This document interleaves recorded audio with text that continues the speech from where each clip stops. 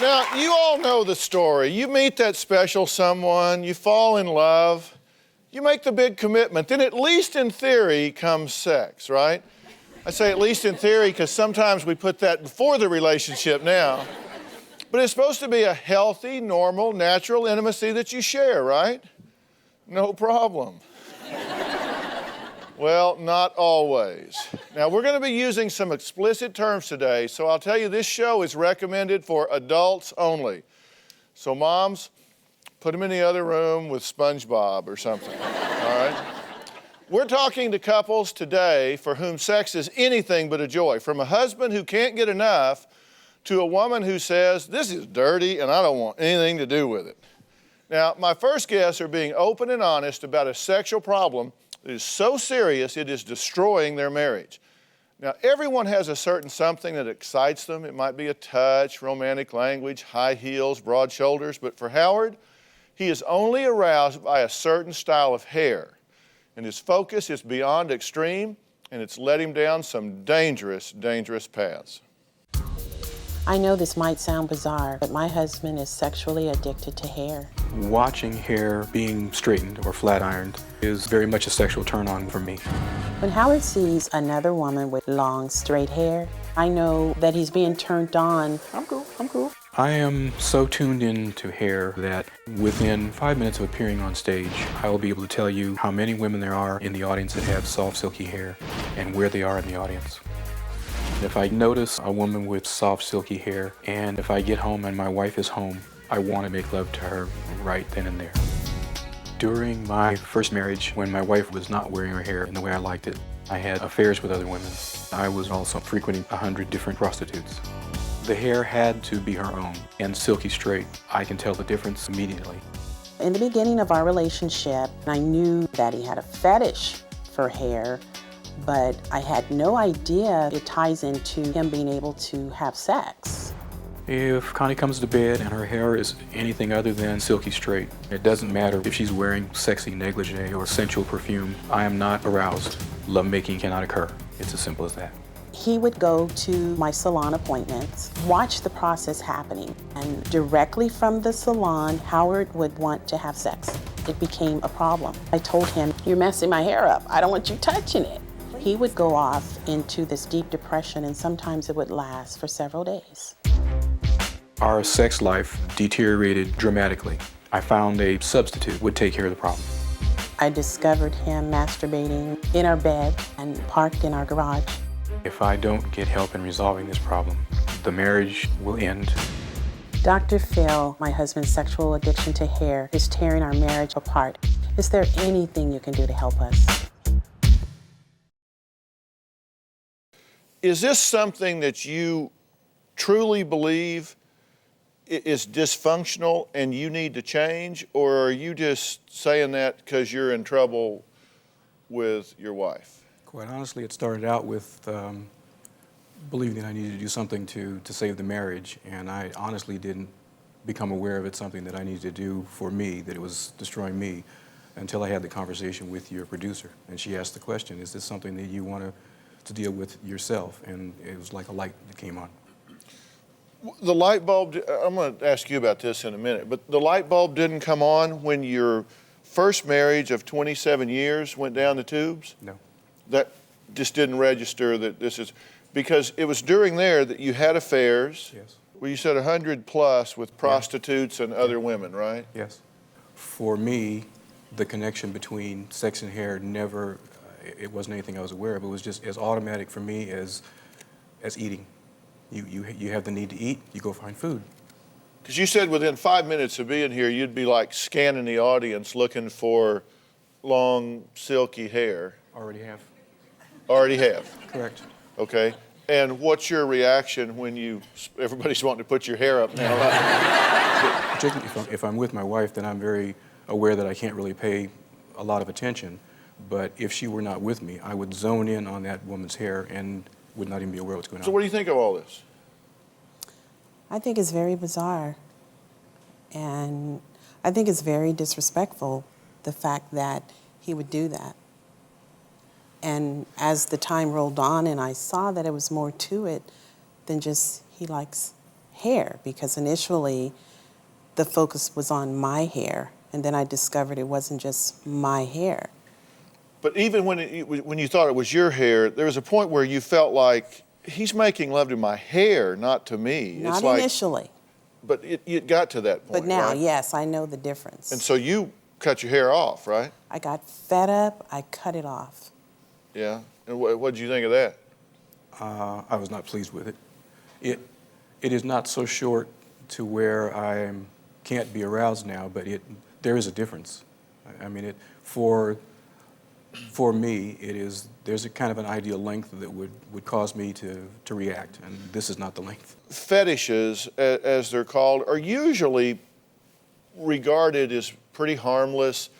They really don't create problems most of the time, but the issue becomes when they start becoming so strong that they interfere with your normal functioning, with your life, then that's a problem. That's why I said, to me, until very, very recently, which is very hard for her to believe, it was, like I said, it was not something that was interference. It was just, this is what I like. Well, it's hard for me to understand, too, and because you, 27 years down the tubes, 100 plus other women and prostitutes, twice you were arrested for soliciting prostitution with police decoys and that sort of thing. And this relationship started as an affair, correct? Correct. Did you know why the other marriage was falling apart? Not totally. But you've talked to her since, right? Yes. And she told you, yeah, I've been there? We double-checked on both things now, so that I have a clear understanding. Howard touched a relative's hair. I guess I probably wasn't even aware that I was doing it. And I told Howard he cannot touch another woman's hair, period. I am now very embarrassed to be around her. I now wonder what's going through her mind anytime we are in the same room. Well, we're talking about what's normal, what's dysfunctional when we're talking about sex. Now, Howard and Connie are being very candid about the sexual problem that is leading them towards divorce. Now, you're saying this is going to get resolved or you can't do this. Exactly. So tell me how you feel about that. I just feel totally abandoned. I feel like I'm in it by myself. My needs are not being met because of Howard's focus on the hair with the sex. Well, tell me, do you get that she's just really serious about this? I get it very much now. I mean, she has, I can't say she has not been concerned about it and made comments, but what I've gotten, quite honestly, Dr. Phil, is kind of mixed messages, because she has mentioned on more than one occasion that, you know, I don't like you being in my hair all the time. You know that I used to go with her to her hair appointments, and when she stopped that, even after stopping me going with her to her hair appointments, there have been times where after she came home, she will still, as part of just normal interaction, she will stand in front of me and kind of, you know, move her hair in front of me. So I'm getting that, well, you know, it really doesn't bother her completely. And like I said, I didn't get the total message until very, very recently. Well, what's the confusion there? I mean, the fact that she shakes her hair in front of you occasionally, what does that have to do with the issue we're dealing with here? You're saying that's it. See, I keep hearing these things that you're like a victim in all of this. You either acknowledge this and you change it, or you don't. No, I want to make sure. You've been with 100 hookers. Yeah. Okay, and then you say, well, she shook her hair in front of me. No, I don't want to give the wrong impression. Well, you are giving the wrong impression. Okay. You've got to own this. I'm owning it. I mean, if you want to change it, you've got to own it. I think she is deadly serious about this. Oh, make no mistake, so that do you I. either get this resolved or you don't. And see, I don't think it really, frankly, you can trace this all the way back. Didn't your mother have long, silky hair? Well, I said she did because that's what she has told me. Okay. You want to know what I think's going on here? Sure. I think you have a deadly fear of intimacy. Because let's look at everything that you're doing here. You are totally focused on hair, which doesn't talk, doesn't engage, doesn't interact, doesn't require anything. You've been to 100 plus hookers or women outside the marriage. Again, no intimacy, total physical, just no connection whatsoever. You go to her hair appointments. You scan the audience and fantasize about women's hair. You go to family reunions or wherever you went and touch women's hair. There's no interaction, there's no intimacy, and that's exactly what you're feeling, right? That's what I'm totally missing. And this is the point that it has become an addiction. Look, everybody's probably thinking this is really creepy. You're not some kind of freak here. I'll tell you what's happened is you've never learned how to intimately engage with somebody. And if you will work to develop those skills of dealing with this woman, this spirit, this personality, her needs, her wants, her thoughts, her feelings, intimately engaging with her, whether she's bald or has long hair or whatever, if you will learn to get over that fear and develop those skills, then you won't have an interest in it. You won't have a need for that whatsoever.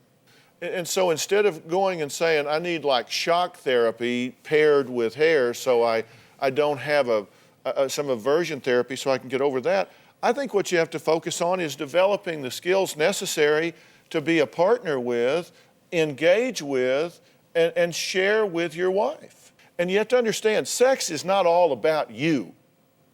Okay, and right now, sex is all about you, correct? It is. Yes. You don't satisfy her. No. You don't feel satisfied. No. It is not a good thing for you. It's to the point where I don't want to do it because I've purchased books, I've shown him, I've written him letters, I've laid it out from point A to point B, what I need. So you've got to get in your mind that sex is not all about you. Sex is about giving. It's about sharing. It's about her as well as you. And right now, it's all about you, correct? It is, no doubt. Okay, so you say, where do I start? You start by acknowledging that wait a minute, I got to quit being a taker and I got to start being a giver, number one. Number two, I've got to develop the skills necessary to start meeting my wife, learning who she is, finding out about her. I'm going to give you the questions to ask. I'm going to give you the script to follow. I'm going to give you the 1, 2, 3, A, B, C, connect the dots on how to create intimacy with your wife. Okay. It's in relationship rescue, and your relationship needs some serious rescue. Oh, that it does. Okay? It's not about the fetish. It's about a fear of intimacy and just being totally focused on you. And I want you to read it too. Oh, definitely. I mean, just so you can help him to do what he's doing, and then we'll see what happens here. Today, we're talking about sex and what happens when someone has an addiction or a fetish that completely turns their partner off. Now, Kaisa and Chris's wedding date is just around the corner, but she feels he has an addiction to porn, and she's wondering if she should even take that walk down the aisle. Now, he says, this is just a normal guy thing. Lighten up. I'm afraid that Chris is addicted to porn. He looks at it probably like 5 times a week. Porno is a normal guy thing. Every guy should have the right to look at porn. Past girlfriends never really like, oh, it's a big deal. Chris's porn habit definitely makes me feel like I'm not enough for him. It hurts to know, like when I'm gone, that he'll go somewhere and pick it up or go buy it. When I look at porn, it's not based on hurting you. I definitely feel I have to be sneaky about it. There's gonna be a fight if I've looked at porn. She'll start yelling and get mad. I don't think you should be snooping through my business, though. I don't go down and look at all your emails or all that. But I don't look at porn. Kaisa and I have different opinions on porn. She thinks it's like cheating, and I think it's just a normal thing that every guy does. If a guy wants to look at porn, that's fine, but the guy I marry won't. Watching porn is like a habit. It's tough for me to quit. Dr. Phil, my fiance's addiction to porn is out of control. I don't want to marry someone who has this problem. Can you help us? Okay, you're engaged to be married in a few weeks, right? Mm-hmm. And your question is, should I go through with this or not? Kind of, yeah. Kind of. Well, we need help, and that's what I guess. Yeah, that is. Yes. Are you worried about marrying this guy? If he's not going to stop, yeah, definitely. If he's not willing to stop, then I'm worried about marrying him. Okay. You gonna stop? Definitely. Oh, well, problem solved.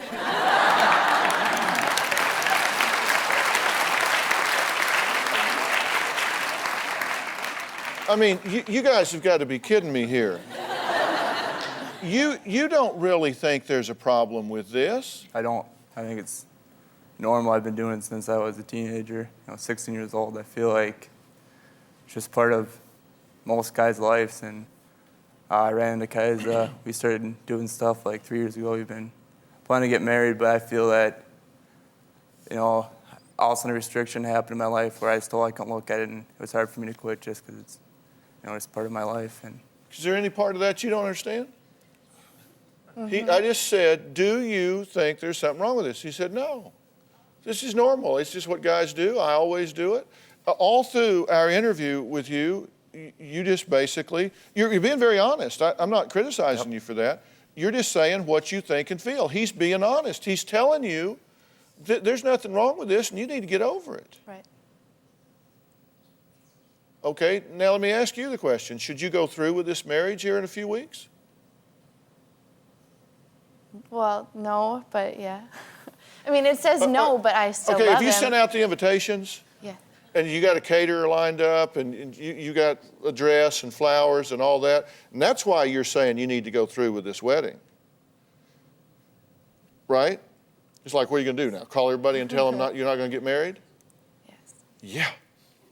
Because let me tell you, you have a serious problem here. He has an addiction to pornography, and he thinks it's okay. And you say you want to change it, but you really don't. yeah, I do. That's why I'm here today, because I want to change. I mean, I won't be here I won't just come on the show if I don't want to change. I'm here for a reason. No, you're here because you're in trouble. You got caught.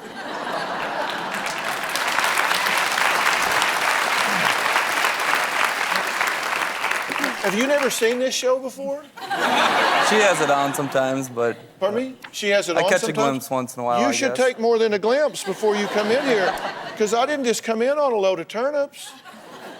I've been to a few county fairs. You're saying here that you guys moved in together, right? And that's when you said, whoa, we're wall-to-wall porn in here, right? Right. And you said, get rid of all this. And you said, okay. Yep. And you threw it all out, right? Yep. Except the internet, because that was there. It's the only thing I had. Except the internet, Yep. which you spend 3 to 4 hours a week on porn sites, Nope, correct? not anymore. I can let go a couple Not weeks at a since time. yesterday?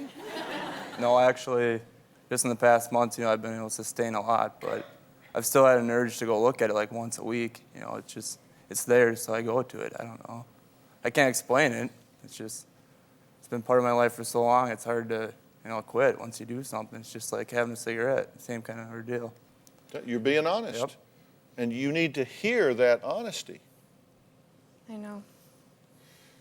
Chris will tell me that he's not looking at porn, and so I don't look at the history on the computer. But every once in a while, I'll do a search, and I'll see that he is lying and that he is looking at porn.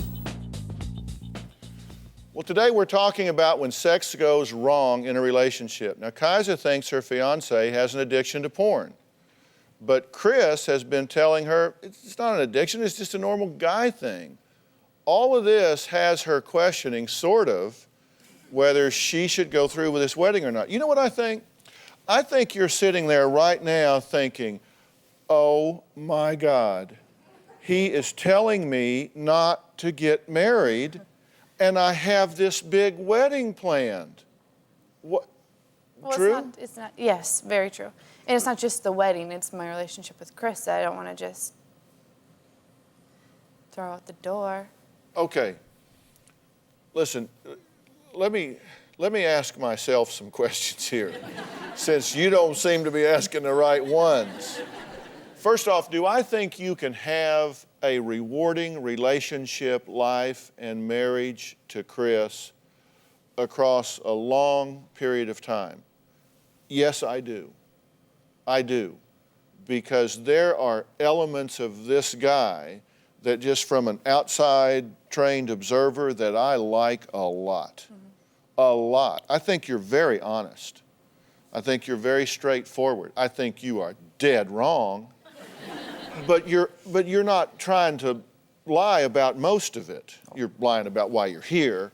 You're here because you got in trouble, And you think if you come here, that's a good faith effort and it will calm her down and this will blow over and you can get married and then you got the papers work so you can do what you want. I want to quit, though. Yeah. I'm telling you, I want to quit. That's my ultimate goal. Well, you say that in one sentence, but in the next you say... I think it's normal, but I want to quit for our relationship. If it's bad and it's going to hurt our relationship, I need to quit for us to be happy. Let me ask you, who told you that it was normal? My whole life, I hang out with friends. Everyone I talk to, it's everywhere you read. Sex sells. I think it's been normal for me. I don't know if it's normal for every guy out there. I'm not speaking for everyone. Let me tell you why it's not normal. Okay, you said sex sells. This is marriage, not marketing. Yep. Okay, so let's get that right. And number one, pornography is fantasy. It isn't real. Those girls aren't real. And let me tell you what's real. What's real is, she says, that when you do this, she feels hurt, ugly, deceived, lied to, and inadequate because she cannot measure up to these pornography images. Is that true? Mm-hmm. Uh-huh. Okay, you're hurting her feelings. Okay, those images, let's get a vision of this. You have a flat screen here. You've got not real people. There's no intimacy. You're not talking to them. You're not interacting with them. You have a thinking, feeling, breathing, flesh and bone, beautiful, beautiful woman here. Definitely. That's in love with you, and you'll leave her back there in the den watching TV while you're watching somebody on a flat screen. Let me tell you, that's makeup, it's beauty lenses, it's hair extensions, it's camera angles, it's silicone, silicone, silicone, silicone. Okay?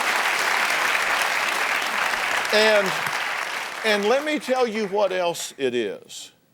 What you're looking at on that screen is somebody's daughter.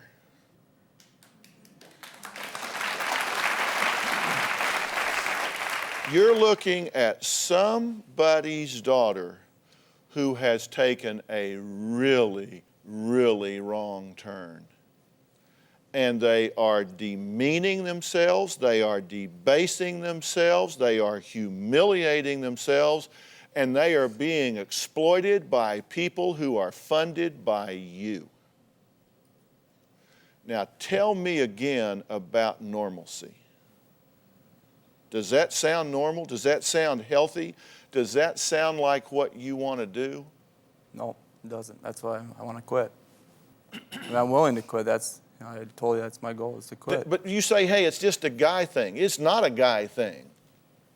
That's a youth. Are there a lot of guys that do this? Yes. Are there a lot of sick, twisted, demented people in the world? Yes. I don't consider myself sick. I don't think you are either. Right. I don't think you are either. But I'm telling you that that's this pornography world. It is a sick, demented, twisted world, and you are going into it over and over and over to the point that it is eroding your relationship with this girl right here.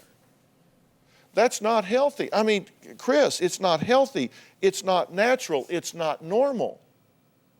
And you do not want to marry him unless and until this gets taken care of. And you need help with this. I'm telling you, you've said, I've done this a long time, it's hard to break. Willpower won't do it. You need some professional help with this, which I will arrange for you. Okay. I will get you some professional help, but you're not ready to get married to him in a few weeks. I'm sorry, that's my opinion. If you do, you are asking for trouble. You will absolutely break your heart if you were married to a porn addict. Can you get this under control? No doubt, absolutely no doubt. You can. You need help, and I'm going to offer it to you. I'm going to provide it for you. I will arrange someone in your town that specializes in this disorder to work with you and help you get this behind you. Today we're talking about sexual behaviors that run the gamut from people who can't get enough to those who just flat aren't interested. Elisa says she's absolutely not interested, hates sex. Her fiance says if he had his way, they'd be having sex every day. Doug and I have a great relationship, but our main issue is sex. If I had my way, I'd have sex with her at least once a day. I have sex with my fiancé because he enjoys it, but I don't really want to. Realistically, I'd love to have sex with her at least 3 times a week. I was raised to believe that sex was dirty, and even now I can't get it out of my mind. We have sex about once a week, if that. When I have sex, it makes me feel gross and dirty. My greatest fear is that she's just never gonna wanna have sex with me again, ever. If I never had sex again, I wouldn't care. It's come to the point where I have to mark down when we have sex so I can give it to him at least once a week. I would love for Alyssa to enjoy having sex with me instead of doing it just to shut me up. If I don't cry during sex, I usually cry afterwards. I start crying because it makes me feel bad. I would prefer to use the vibrator than have sex with my fiancé, only because it takes away a lot of the guilt. Doug does want me to tell him I love him during sex, but I can't do that. I do try and express my love to Doug, but sex and love don't make sense to me. Doug is a very romantic guy, and he'll often try and do candles, but I get turned off. Sometimes she does inform me that she will not be able to have an orgasm, so she tells me to finish up so she can go to sleep. Alyssa and I will be married, but if there is no sex at all, I don't be too happy of a marriage. If I had kids already, I would never have to have sex again, and that would be fine with me. Dr. Phil, can you help my fiancé start to enjoy sex? Dr. Phil, how can I stop thinking sex is dirty? Well, let me ask you a question, because you're a bit of a paradox on this. Consciously, logically, as you sit here, do you think it's dirty? I mean, when you think about it purposefully, is it dirty in your mind? No, I know that it isn't supposed to be a dirty thing, but emotionally, I can't get it to be a normal thing for me. Okay. But do you want to? Yes, definitely. Okay, so, and that's what I mean about the paradox here. You wouldn't want to do something that you honestly, in your mind and heart, believed was dirty and gross and immoral and ugly and not good. Mm-hmm. So at a conscious level, you don't believe that, Yeah. but then just reflexively you react that way. Yeah, definitely. Okay? Do you get what I'm saying? Oh, yeah. And see, this is a bit of a flip-flop also, because here we've got the man who wants to cuddle, the man who's lighting candles, the man who's being romantic, and you're making the rest of us look really bad, by the way. And that you just can't deal with that, right? No, not at all. You said using sex and love in the same sentence makes you physically ill. It doesn't make sense to me. It's not making love to me. It's just sex. Okay. Does that make conscious sense to you? That makes sense to me, yeah. I see sex as a way to have kids, and because I'm willing to have a child with him, that's me showing my love through sex. Okay, now tell me about your religious teachings that taught you this. What's the religious background? Mostly it was just like touching, masturbating, stuff like that is wrong, but we didn't really talk about sex a whole lot, and sex before marriage was definitely wrong. So I think that it just all became a bad thing just because we didn't talk about it and stuff like that. It became more. But you seem to have kind of picked out the things, some things, Yeah. that seem to bother you and others that don't. Like you said you're not supposed to masturbate, but yet you use a vibrator. Yeah. You're not supposed to have premarital sex, but yet you do. Yeah. And sex is not supposed to be fun. Okay, that one I'll keep. I mean, are you kind of just picking those things that you... I'm not trying to. Like, I don't believe the same things. I think that just some of it stuck with me, unfortunately, and I don't know how to have a normal sexual relationship with him now. What do you want? Would you marry her if Yes. you knew this is that this is what you were buying into? If you knew that she said, I have a dysfunction about this, and my preference is to never have sex again, would you sign up for a lifetime of that? Yes, I would. Tell me why. Because I love her, and sex isn't everything. But it's something. It is something, but it's not everything. Right. Would you be... If say she was in a car accident and she was physically unable to have sex, I would still love her and marry her because sex isn't everything. Of course. But if she's making a conscious choice, so you're signing up, how old are you? I'm 25. You're 25. So you would sign up for 50, 60, 70 years of rejection. Yes. Today we're talking about sex. Now, what's normal? What's dysfunctional? What happens when the sex drives are completely at odds with one another as they are with Doug and Alyssa? I want to get into the mechanics of this. And the reason that I want to do that is because you said, I want to change it. So I'm not judging that the religious teachings that you had were wrong. I certainly disagree with that. I don't think that's certainly not what the Bible says in my reading. It's certainly not working for you in your life, and you say you want to change it. Look, here's the thing. You have what we call automatic thoughts. You've been programmed by powerful people in your life. Parents, clergy, teachers, role models, different people have programmed you with certain things. They've said, this is what you need to believe. These are the values and the beliefs that you need to embrace. Now, I don't know who those people were, and I don't know how well-adjusted they were or not. What I know is you want to change this, but yet you can think about it consciously, and you even kind of want to do it when Doug's at work. Yeah. But then the closer it gets, the guilt starts creeping in. And what's happening is you're having what are called automatic thoughts. These things are, it's just like a tape playing over and over in your head like elevator music. You have to slow down your internal dialogue. You have to slow down these automatic thoughts, and you need to write them down, and you know them pretty well. This is wrong, it's dirty, it's ugly, it's not good, it's gross. You know what you're telling yourself, correct? And you need to challenge those things. And you need to replace them with rational and accurate thoughts. You are an adult now. You get to choose what you think, feel, believe, and value. You get to do that. You don't have to let somebody, you've given your power away. You gave your power away to people in your past. They're not here anymore.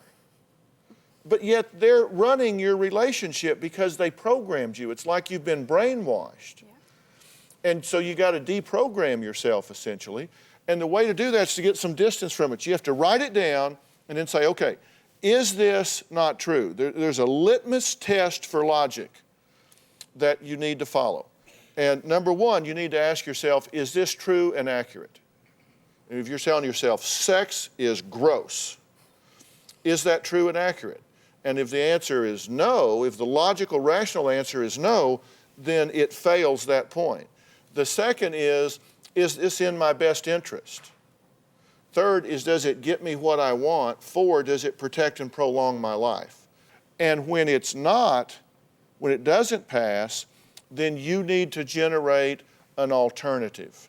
Rewrite it. What is it? If it's not gross, what is it? It's a way to share with the man that I love.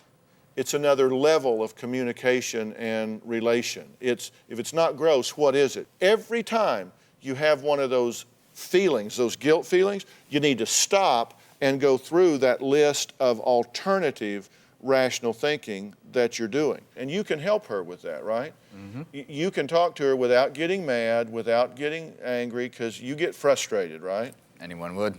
Yeah. Well, you're the guy who said you'd sign up for 50 years. I would. But then I would know. It wouldn't even be rejection because I wouldn't even bother trying anymore if I knew it wasn't going to get it, but I would still love her and spend the rest of my life with her. Yeah, and that's absolutely admirable, but let's not do that. Let's fix... I agree with you. Let's fix this, or we'll see you at the grocery store going... you'll just be walking down the street shaking. We don't need you to do that. What we need to do is fix the problem, right? I'm telling you, it's so amazing to me that people can be crippled by this all their life. You can change this in a matter of days or weeks. I kid you not. Wow. This is manageable. Okay, will you do the work that I give you? Yeah, sure. And you'll support her in that, and course. I bet you'll be moonwalking as you support her in this. All right. Do you have a story or a question for me? Click the link in the description and tell me what in the world is going on.